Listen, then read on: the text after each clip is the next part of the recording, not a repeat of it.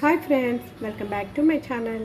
ఈరోజు మా ఇంట్లో లంచ్ మెనూ ఏంటో చూద్దాం. ఈరోజు సాటర్డే కదండి.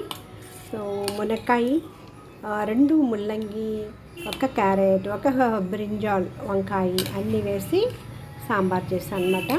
తర్వాత యాజ్ యూజువల్ రైస్ అండి, ఆ తర్వాత పొటాటో ఫ్రై అండ్ కర్డ్.